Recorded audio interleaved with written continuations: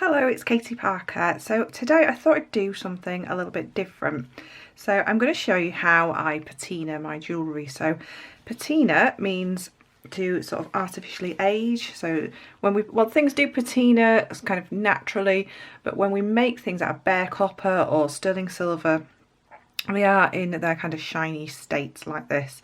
So they haven't been exposed to the oxygen in the atmosphere, and they're nice, that copper, which I mainly work in copper, so the copper shade. So this is the same wire as this, but this one's been patinaed, so it gives it that aged look, that kind of vintage look, and I think it is beautiful. So it gives it kind of that darkened feel, and then what we can do is, using different things afterwards, we can kind of take some of that patina off and show that beautiful copper from underneath the patina. So I'm going to go through what I use, and then we'll do the patina more towards kind of the middle of the video, and then I'll just have a quick pause just while I move the patina out of the way because it is quite smelly, and then I'll show you how I finish it off. So we'll just have a talk about what I actually use first. So I just use old takeaway tubs, plastic tubs, and something that can be thrown away. Once you've used them for your patina, don't use them for any food or anything like that. I just keep these three separate from everything else, and it's in my little patina kit. So in our first tub we will have some lemon juice. You can use the lemon juice that comes in the bottle, that's perfectly fine. I do that myself sometimes. I'm just going to use a squeeze of lemon, and this is washing up liquid. Now that looks like I put a lot in there. It's been sat there for about 5 minutes and it's kind of spread out. So it's actually just 1 drop of washing up liquid. You don't need much at all. And I'm going to put some warm water in there, and we're going to give it a little clean up. And I've got an old toothbrush, and this is a really old grotty toothbrush, but I just use it just to get in all the nooks and crannies, because what you want to do is make sure that when you've been making this, we usually make these without gloves on, so there's a lot of oils off your skin, and you want to make sure that your bare copper is truly bare, so that all of the patina can take at the same time, and you don't end up with any patches. If you've got any oil on your fingers or anything, or hand cream and things, you don't want anything to spoil your patinaed look. And my next container, this one in the centre, I've just got a little bit of cold water in there just for now. This is going to be where I actually do my patina, so I'm going to add some hot water to that in a few minutes. I've got some hot water just to the side of me here, and in this one I've also got some cold water, and that's going to stay cold. Okay, so I've probably got about 5 mil sort of depth wise of cold water in there, and this one's about a centimetre, because it wants to, so that you can put your whatever you're putting in it and cover it. And in this last one, this is going to have some bicarbonate of soda, so I can do that now. So this is just basic bicarbonate of soda. So what this does is that once we've done this patina, which was going to be in the middle here, what this does is give us the ability to stop that reaction, to neutralise the patina and stop it working, so it doesn't continue patina. Because if you leave it in the patina, or leave it with patina on when you take it out, it will continue to patina, and we want to stop it at a certain point so it doesn't end up going too black. So, and all I do, I never measure this out, I just kind of put a good sort of, maybe a dessert spoon, heaped dessert spoon full in there. And then you need something to give that little stir, so I'm just going to use this little wooden stick here and just make sure it's kind of, it won't totally dissolve, but just make sure it's really well mixed in to that water. So that one's ready there. Okay, so the patina I'm going to be using today is Liver of Sulphur Extended Life Gel XL Gel. So this is really readily available. Lots of jewellery making stores sell it. Lots of different places. You can get it on places like Amazon. It's usually around about between £10–15 mark. You can get it cheaper sometimes, but it's fantastic. Now this is, I've been making jewellery for, I think it's about 5 or 6 years now. 5.5 years. This is only the second one I've ever bought, and I've patinaed a lot of jewellery. It's a very thick consistency. I'm not going to show you at the moment, because once it's once it touches the air, it does smell quite sulphury, obviously, so it's got that eggy smell to it. So when we do this part, we do that and then get it out of the way, because it does cause quite a smell. But you kind of get used to it, which is a bit weird, really. Yeah, so we're only going to be using a little bit like I did the drop of washing up liquid. We're only going to be using a drop or two of this, and it really does last a long, long time. Okay. So, and then at the very end, I've got some hot water on standby as well for when we do patina. I'm going to be using, I prefer to agitate the patina afterwards with like a sandpaper, but these are like the spongy ones, so that I can really kind of work into the jewellery and kind of rub the patina off so we can see that copper through. And I'll be using that with some plain water. Okay, so we're going to make a start. So I've got lots of pieces of, make sure you've got some like kitchen roll or something around just for any drips or something. I don't normally do this in my workroom. I'd normally do it either outside or in my kitchen where I can get rid of it straight away. So this isn't my normal place to do it, so don't do it where your kids are around or anything like that. It's not going to harm you. It's not going to harm you at all. It's just a bit smelly and not very nice, really.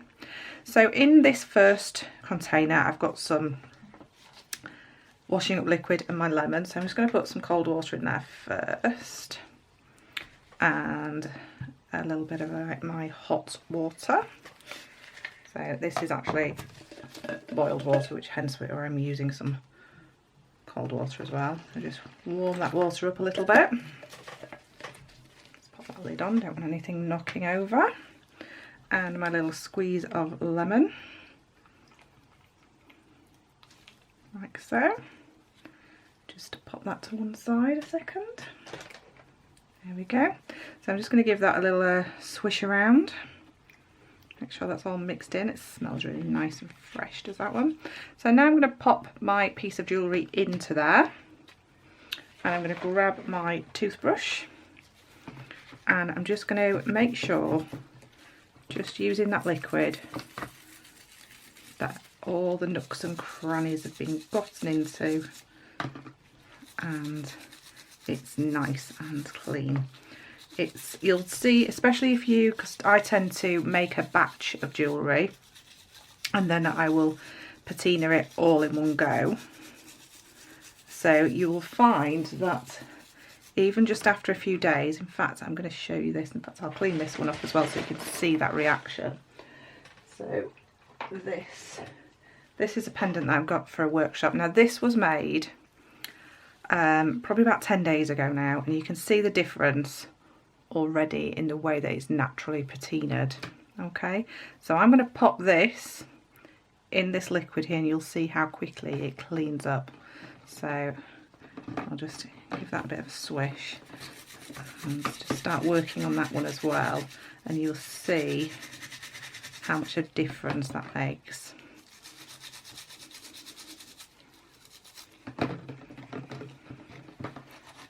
So just working into it. Make sure if you are doing something that's got cabochon, make sure you get any oils off the cabochon as well, because it's all going in the patina. Make sure if you are going to patina something that has got a gemstone in it, it is not a porous gemstone. If you were to try and patina something like an opal, you will damage your opal, and once that's happened, we can't stop that. Okay, so you can see now how much cleaner that looks, how much brighter it looks. It looks nice and bright like the other one again. Okay, so we're just going to go back to this one, just making sure we get in all those, especially if you've been wire wrapping or anything, there's lots and lots of nooks and crannies. Okay, so I'm really happy with how that's cleaned up now. Now, because I didn't have a lot of room on my desk to have an actual sink next to me, what I'm going to do is I'm just going to pause the video only for a second, because I'm just going to rinse these in clean water. That's all I'm going to do. It's just going to be rinsed under some clean water, and then we can just work on these two sections. So I'll be back in just 1 second. Okay, so I'm back, and all I've done, like I just said, is I've just rinsed them under some cold water, and they're just sat in plain water. There's nothing in that water apart from the actual jewellery, and you can see how much this has come up. So I'm not going to actually patina this one, I just wanted to show you how it would clean up from being kind of that already naturally patinaed state. But we're going to patina the Tree of Life pendant. Okay, so now I'm going to make this water a bit warmer because it's just got that little bit of cold water in it. When you're using a patina, you can patina from it being quite cool, but if you want to kind of get it done quite quickly, then I would add some hot or warm water. The warmer your water, the quicker it will be, the process. So that is nice warm water. I always wear gloves for this whole process just because it's not really toxic on your hands or anything like that, but it's nice to keep the oils off your hands, away from the jewellery as you're processing it, so we're kind of keeping a consistency. Okay, so now we are ready to add our liver of sulphur gel. So I'm just going to click that.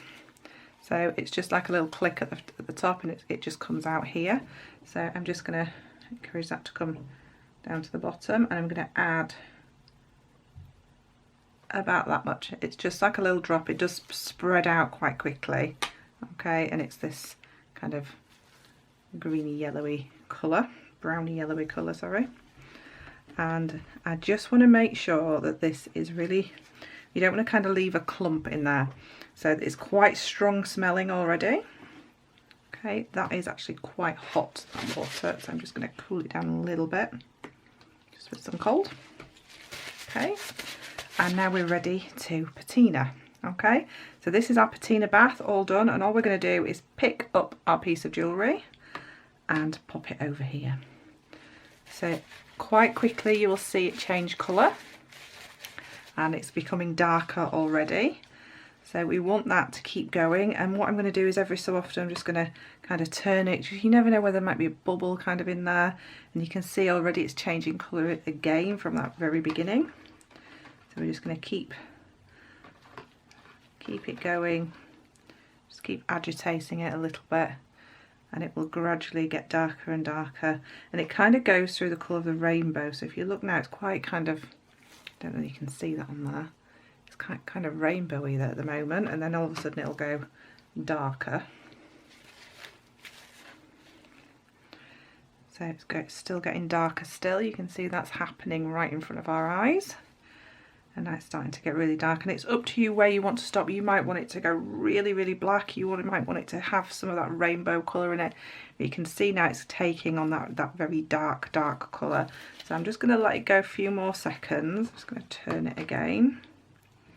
Just let it go a little bit longer. And just take it out, have a look at it. Also, if it does go too far, if you have, obviously I would normally have left that the one with the lemon in there, you can pop it back over there and clean it up again at this stage. There's nothing wrong with you kind of taking it back. So I'm happy with that there, that's dark enough for me. So I'm just going to pop it straight into over here, give that a swish around in there, making sure we've got that bicarbonate of soda sort of well distributed, and that will have now stopped that patina process, and that's done.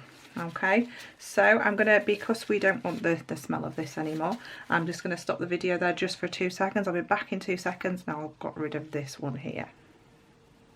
Okay, so I'm back. I've got a little bit of tissue just at the side in case I need to wipe my hands and everything. Also, make sure that you've put the lid back on properly over here. Make sure everything's closed up.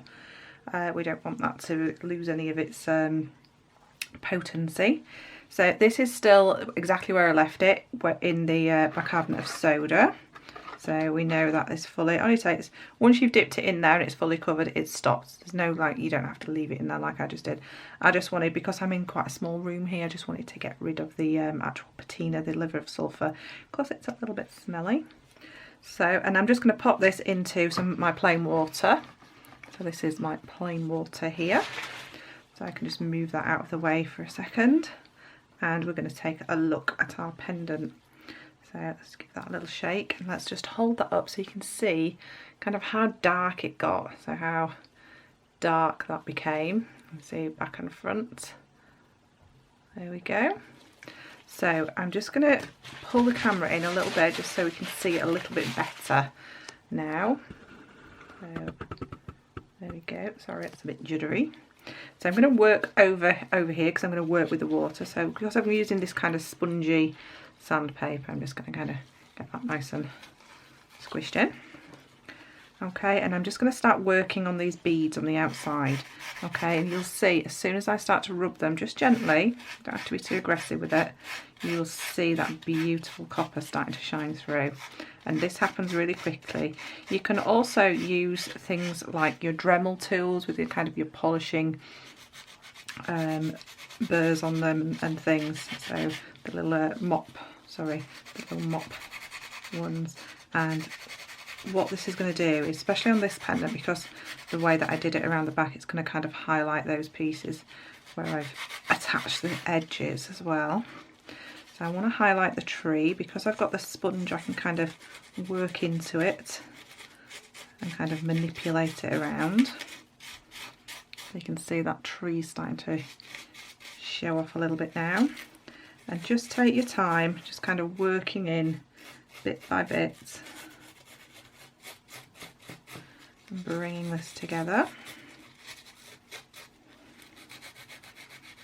I do think for a lot of people patina kind of looks a bit scary just because it's the word, sort of the chemical word, isn't it? It's like, oh, you don't want to be working with chemicals, but it's not scary at all. And even though I've talked a lot through this and it seemed like it's taken, I don't know how many minutes we're on now, but it's taken a while. Normally when I do this, it's literally bish bash bosh. Got everything ready and it's done less than 5 minutes, the whole thing, and that's if I'm doing quite a few pieces. So yeah, please don't be scared of patina. It's fun, it gives you a different look, it gives you something else, another kind of design detail of your jewellery as well. Okay, so you can see how that's coming up beautiful now.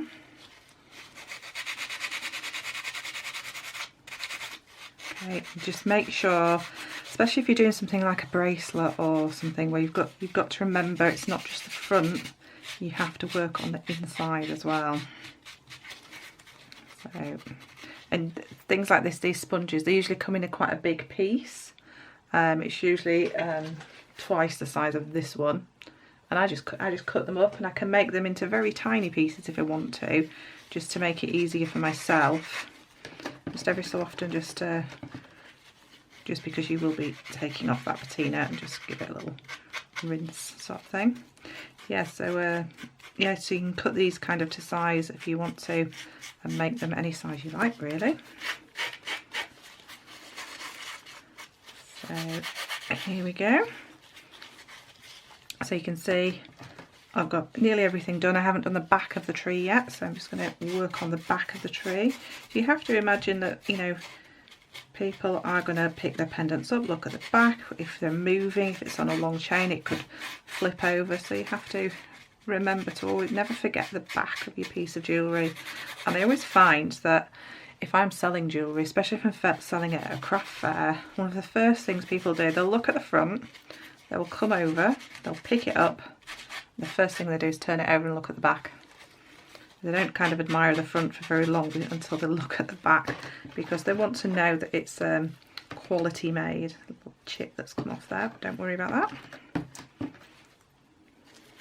That happens with chips and nuggets all the time. It's the nature of the actual bead. Okay, so I'm pretty happy with that. There we go. So I'm just going to dry this off, and then I'll show you it when it's all finished. So this is all dried off now. It's ready to have its polish applied, if that's what you're doing. Some people prefer the natural benefits of bare copper, which is something you either believe in or you don't, but natural bare copper is said to have healing benefits. What I tend to use, especially if it's a pendant or if somebody's requested it to be sealed, I use Renaissance microcrystalline wax polish. So this is a polish, it's often used in antiques, antique furniture, antique jewellery, and it is a way of sealing your jewellery. So it can be used on furniture, leather, paintings, ivory, marble, metals. It's absolutely fantastic, and it also smells amazing, which I probably shouldn't say that, but yeah, it absolutely smells gorgeous. So, and all you need to do is I just use some sort of soft cloth and I just pop a little bit on. What I tend to do is kind of give that a little bit of a rub together, just so we don't get any major bits, and then we just polish this on, just like you would do any sort of polish, and just kind of work it on. A little bit does go a very, very long way. So just working that on, so all in that centre section there. Just a tiny bit more. So you don't want to dig into it, just kind of get a little bit on the surface of your cloth and start working that around.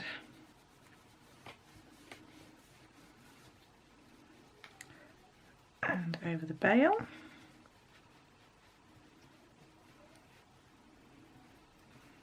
So, and then just make sure you've got all the back. You've got most of the edges when you did the sides anyway. And the back of the tree, and because you're using a nice soft cloth, you can kind of really work that in. Okay. Doesn't take long to do at all. Then I'll use another part of the cloth, a clean part, and just kind of polish that up. And what that is doing, it's going to stop any further patina, so it's going to stop it from going black.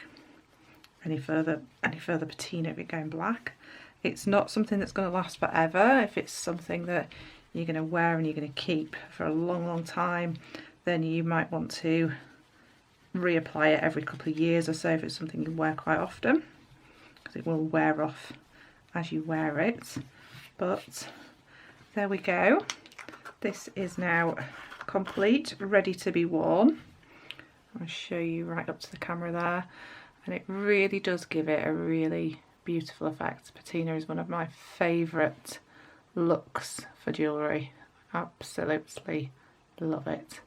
So thank you for watching. I hope you found that interesting and helpful, and please have a go at patina. Let me know how it goes for you. I'd love to know. The tutorial for this pendant will be either on my YouTube already or coming up very soon. I don't know which way around I'm going to do this, whether I'm going to do the patina or the pendant first, but it will be in the next few days anyway. So I will see you again soon. Don't forget to pop me a like at the bottom if you've enjoyed this, and subscribe if you want to see more, and don't miss out on this tutorial. It's going to be amazing. Thank you very much. Take care. Bye.